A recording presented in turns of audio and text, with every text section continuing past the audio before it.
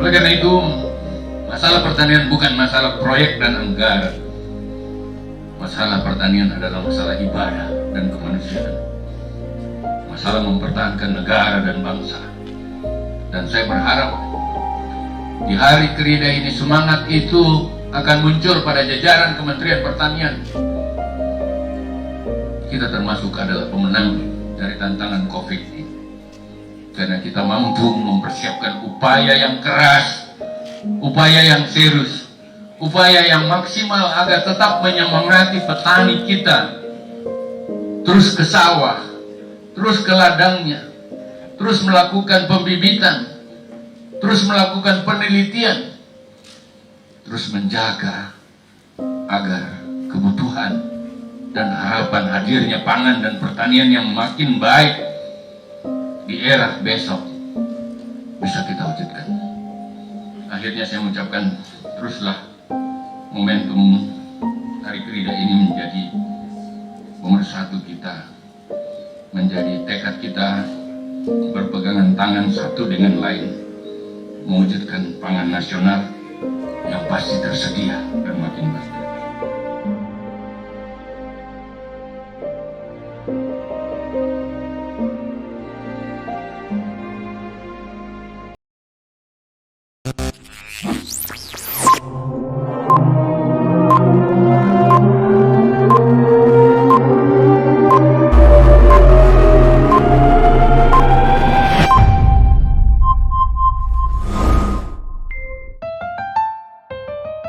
Mendengar istilah Indonesia sebagai negara agraris, atau mungkin visi pemerintah Indonesia yang mewujudkan lumbung pangan dunia di tahun 2045. Mungkin itu asing gak asing ya untuk telinga kita, tapi tahu gak sih kalau dua hal tersebut berkaitan dengan sektor pertanian?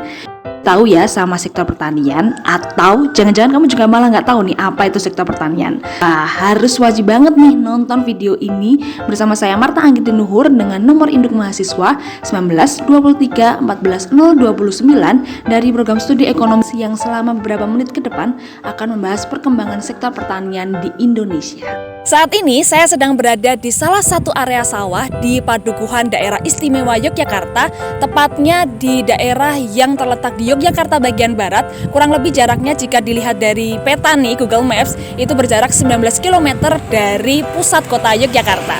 Nama padukuhannya ini adalah Padukuhan Selarongan yang terletak di Kelurahan Sendang Mulyo, Kecamatan Minggir. Kira-kira nih kamu yang lagi nonton tahu nggak daerah Padukuhan Selarongan? Kalau ada coba dong komen di kolom komentar di bagian bawah. Teman-teman, terlihat ya hamparan sawah yang luas. Ini baru sawah yang terletak di satu wilayah di Padukuhan Selarongan. Belum yang terletak di wilayah Selarongan lainnya yang terbagi menjadi 3 wilayah. Wah, bayangkan, ini baru satu padukuhan. Bagaimana kalau satu kecamatan Minggir atau mungkin satu provinsi daerah istimewa Yogyakarta?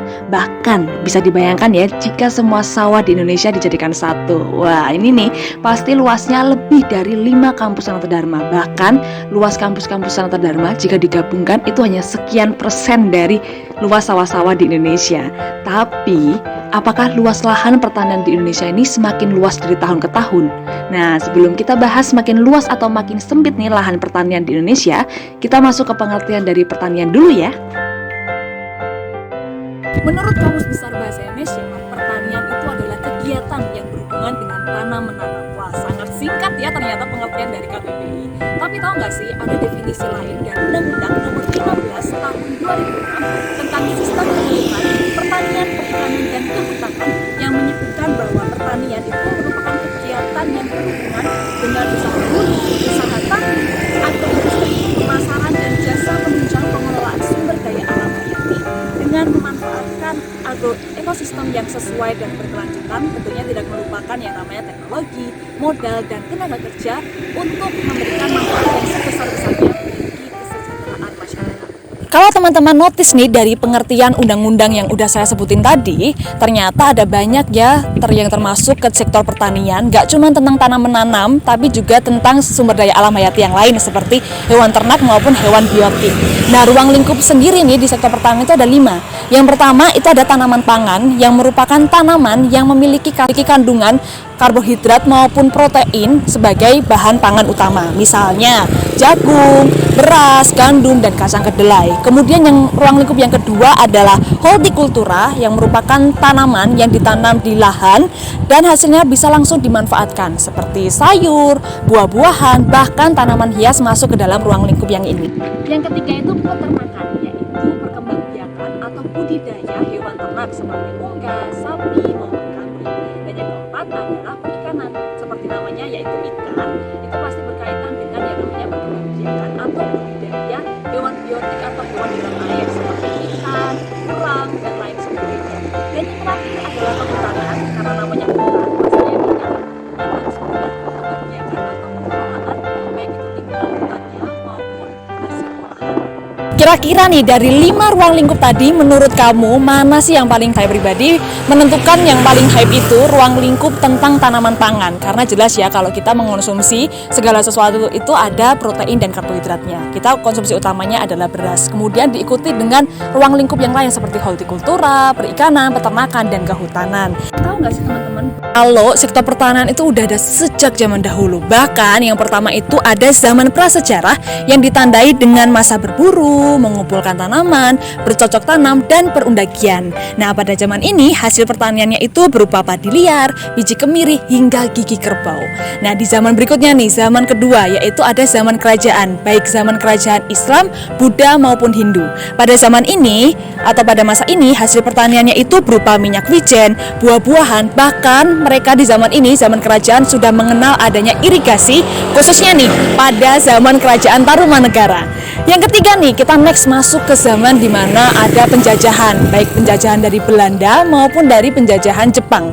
Pada masa ini dikenal istilah yaitu sistem tanam paksa atau cultural stelsel. Waduh, agak sulit ya emang sebenarnya. Tapi di zaman ini singkatnya yaitu zaman di mana pada tahun 1830 pribumi itu dipaksa untuk menanam tanaman ekspor seperti kopi, tembakau, teh, dan tebu. Barulah di zaman sekarang nih, zaman pasca kemerdekaan Republik Indonesia, entah itu Orde Lama, Orde Baru, maupun Reformasi, di mana setiap kabinet itu memiliki program-program untuk mendorong sektor pertaniannya. Di tahun ini nih, pemerintahan Joko Widodo itu menginginkan visi Indonesia menjadikan Indonesia sebagai lumbung pangan dunia di tahun 2040. Apa sih maksudnya? Jadi pemerintah itu menginginkan Indonesia untuk meningkatkan ekspor dibandingkan dengan impor, khususnya di komoditas bahan pangan. Seperti misalnya kita kan tahu sendiri ya kalau Indonesia ini masih mengimpor bahan pangan kayak beras dari Myanmar dan Thailand, atau mungkin daging sapi dari Australia dan lain sebagainya. Nggak cuma pengen jadi lumbung pangan dunia di 2045, ternyata Indonesia ini juga pengen mewujudkan adanya pertanian berkelanjutan atau agriculture sustainable, di mana mereka menginginkan pertanian yang berkelanjutan dalam jangka panjang tanpa memberikan dampak negatif bagi lingkungan sekitarnya, misalnya perubahan lahan atau mungkin ekosistemnya seperti hewan dan tanaman lain tetap terjaga, dan tentunya kesejahteraan masyarakat khususnya pada ketahanan pangan tetap terjamin. Dari berbagai sektor di Indonesia yang terkenal lainnya seperti pariwisata, industri kreatif, perbankan, dan lainnya, menurut saya sektor pertanian itu sektor yang paling unik. Karena pertama nih, ini merupakan sektor penting karena masuk ke dalam prioritas pembangunan. Yang kedua, sektor ini tuh nggak mencangkup soal satu ruang lingkup saja, tapi mencangkup juga ruang lingkup yang lainnya. Masih ingat kan sama visi Indonesia yang sempat tadi saya sebutkan, yaitu menjadikan Indonesia sebagai lumbung pangan dunia di tahun 2045? Kalau masih ingat, coba deh jawab pertanyaan saya di kolom komentar, atau mungkin nih dijawab dalam hati, tapi tahan dulu. Kira-kira Indonesia bisa nggak ya mewujudkan visi menjadi lumbung pangan dunia di tahun 2045? Tahan ya. Nah, kita lihat dulu nih perkembangan dari pertanian di Indonesia itu seperti apa sih? Emang bisa ya terwujud dengan perkembangannya? Pertama yang kita lihat perkembangannya adalah luas lahan. Ingat ya, kalau pertanian itu bukan tentang tanaman saja, tapi juga soal peternakan dan juga perikanan. Jadi kalau yang saya sebut ini luas lahan, berarti ini merupakan lahan atau tanah yang digunakan untuk pengelolaan dan atau perkembangbiakan tanaman dan juga hewan, baik biotik maupun hewan ternak. Menurut data Badan Pusat Statistik, pada tahun 2013, lahan pertanian di Indonesia itu mencapai 7,75 juta hektar. Tapi tahu nggak sih, di tahun 2019 sektor pertanian itu hanya memiliki lahan sebesar 7,4 juta hektar. Gimana? Betapa besarnya penurunan luas lahan yang ada di Indonesia untuk sektor pertanian. Kira-kira masih bisa nggak ya visi tersebut terwujudkan? Kita lihat ke perkembangan berikutnya ya. Kira-kira jika lahan pertaniannya menurun, apakah hasil produksinya juga akan mengalami penurunan? Menurut Menteri Pertanian Syahrul Yassin Limpo menyebutkan bahwa hasil produksi pertanian mengalami peningkatan bahkan lebih dari target yang ditentukan. Jadi artinya meskipun luas lahan pertanian menurun, tapi tetap saja hasil produksinya mengalami peningkatan. Pada tahun 2019, Badan Pusat Statistik menyebutkan hasil tanaman pangan mencapai 54,6 juta ton. Sedangkan di tahun 2020 itu mengalami peningkatan menjadi 54,64 juta ton. Wah, angka yang cukup besar ya. Namun sayangnya di tahun 2021 mengalami penurunan sebesar 233.000 ton. Artinya di 2021 hasil produksinya hanya mencapai 54,41 ton. Itu baru di sektor tanaman pangan. Jangan mengira kalau sektor tanaman pangan itu yang menentukan. Kita next ke bagian peternakan. Di bagian peternakan ternyata secara keseluruhan itu mengalami peningkatan. Meskipun nih pada daging sapi di tahun 2016 itu hasil produksinya sebanyak 518 ton, tapi di tahun 2020 itu hanya sebesar 515 ton. Bagaimana dengan makanan kesukaan saya yaitu ayam? Ayam pedaging. Di ayam pedaging pada tahun 2016 itu hanya sebesar 1.905 ton. Tapi ternyata di tahun 2020 angka produksinya itu mencapai 3.275 ton. Wah, angka yang cukup besar ya. Ini jangan-jangan kamu yang lagi nonton juga suka sama ayam pedaging. Bahkan hasil produksinya ini sangatlah banyak. Ternyata secara global hasil pertanian di Indonesia itu mengalami peningkatan. Luas lahan mengalami penurunan, tapi ternyata hasil produksinya tetap mengalami peningkatan. Apakah penyerapan tenaga kerjanya juga mengalami peningkatan sama seperti hasil produksinya, atau mengalami penurunan seperti luas lahan? Nah, apalagi nih ya ditambah dengan Indonesia itu disebut sebagai negara agraris, di mana alasannya karena banyak sektor tenaga kerja itu diserap oleh sektor pertanian. Coba kita lihat pada data menurut laporan Badan Pusat Statistik ya. Jadi menurut BPS sebanyak 30% tenaga kerja di Indonesia itu bekerja di sektor pertanian. Sedangkan sisanya yaitu sekitar 70% itu bekerja di sektor non pertanian, entah itu perbankan, tambang dan lain sebagainya.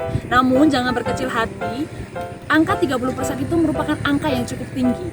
Karena kita tahu ya sektor non pertanian itu terdiri dari beberapa ruang lingkup.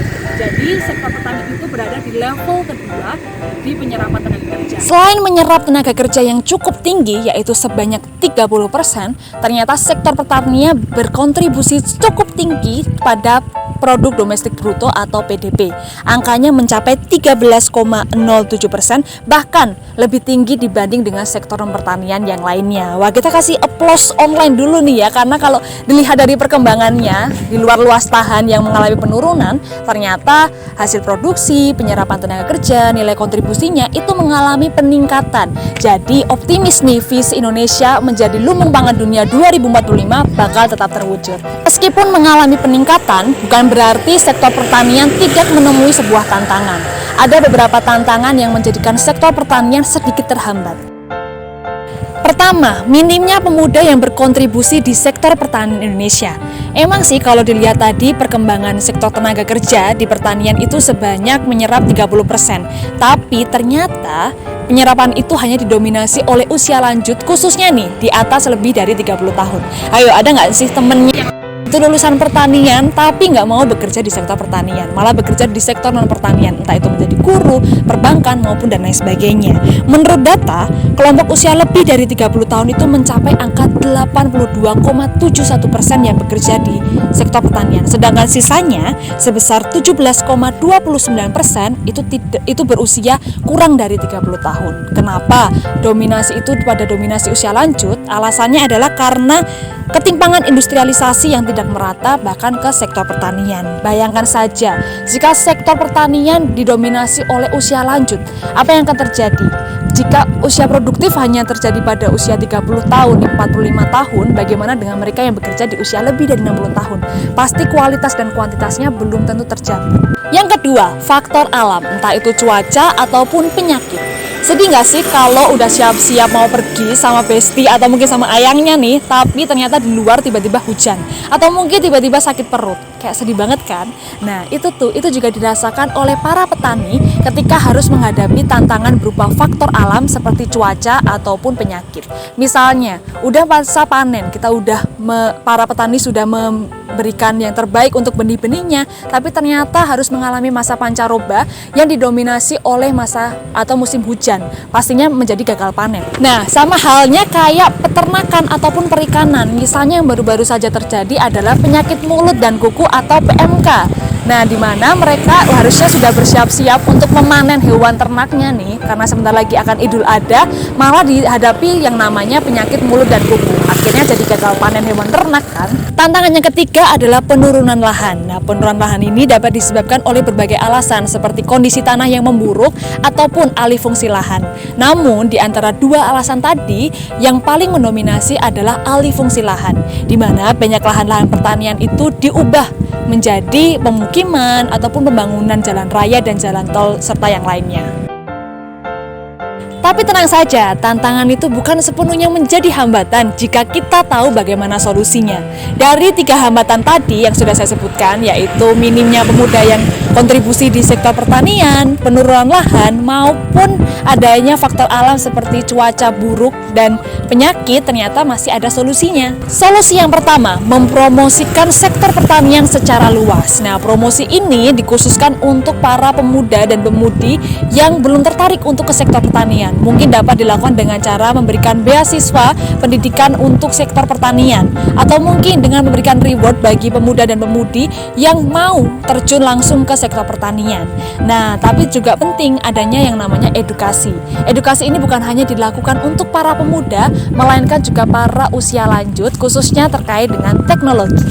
Solusi yang kedua adalah pengobatan dan pencegahan pada penyakit hewan maupun tumbuhan. Nah, jika pada tanaman, baik tanaman pangan maupun hortikultura, dapat dilakukan dengan cara tanam serentak, pemberian pestisida pada tanaman, dan proteksi silang. Namun, jika menggunakan pestisida, perlu diperhatikan dosisnya ya, karena jika tidak sesuai, maka akan merusak tanaman itu sendiri maupun ekosistem di sekitarnya. Sedangkan pada hewan yang terkena sakit maupun untuk mencegah, itu dapat diatasi dengan vaksinasi. Apalagi sekarang vaksin untuk hewan itu sudah tersedia di mana-mana. Khususnya untuk yang baru saja terjadi adalah pengobatan untuk penyakit mulut dan kuku sudah ada vaksinnya. Yang ketiga atau solusi terakhir adalah pertanian modern. Pada solusi ini perlu pemanfaatan teknologi, maka penting juga untuk adanya edukasi. Jika lahan terlalu sempit, dapat menggunakan sistem pertanian secara hidroponik ataupun sistem pertanian secara vertikal. Jadi tidak menggunakan lahan yang cukup luas tapi tetap bisa bercocok tanam di dalam lahan yang sempit. Kemudian bagaimana dengan peternakan dan perikanan? Misalnya dapat dilakukan dengan cara mengatur suhu dan kelembapan udara secara otomatis dengan menggunakan sistem modern closed house. Nah, sistem ini sudah pernah dilakukan oleh peternakan ayam pedaging Ciking Indonesia di Klaten. Nah, bagaimana teman-teman mulai paham tentang sektor pertanian? Tadi di awal sempat didefinisikan sektor pertanian itu apa. Dan hanya berbicara soal tanam-menanam, tentang tanaman saja, tapi juga berkaitan dengan pengelolaan sumber daya alam hayati yang lainnya. Baik itu tanaman pangan, hortikultura atau tanaman yang bisa langsung dinikmati, kemudian ada kehutanan, perikanan, bahkan peternakan. Selain itu, ternyata sektor pertanian itu sudah ada sejak dahulu kala, bahkan sejak zaman prasejarah. Perkembangan pada sektor pertanian terus mengalami peningkatan, kecuali luas lahan yang harus mengalami penurunan setiap tahunnya.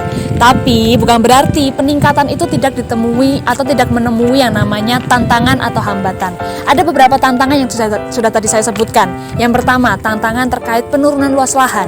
Kedua, minimnya pemuda yang berkontribusi di sektor pertanian. Dan yang ketiga adalah faktor alam seperti perubahan cuaca dan penyakit pada hewan maupun pada pertanian. Tapi tenang aja, meskipun ada hambatan, kita patut bertenang diri ketika kita sudah memiliki solusi. Solusi yang pertama, kita dapat memberikan edukasi atau mungkin mempromosikan sektor pertanian secara luas, khususnya pada pemuda. Yang terakhir, solusi yang terakhir adalah memanfaatkan teknologi agar lebih efektif dan efisien. Mungkin menggunakan drone untuk menyirami tanaman yang ada di persawahan. Nah, kalau kita optimis dengan sektor pertanian, tentunya istilah negara agraris di Indonesia atau mungkin visi pemerintah yang menjadikan Indonesia sebagai lumbung pangan dunia di 2045 bukan hanya mimpi tapi akan terwujud. Semoga apa yang saya sampaikan dapat menambah ilmu teman-teman khususnya terkait perkembangan sektor pertanian ya. Saya Anggit pamit undur diri. Terima kasih, Tuhan memberkati.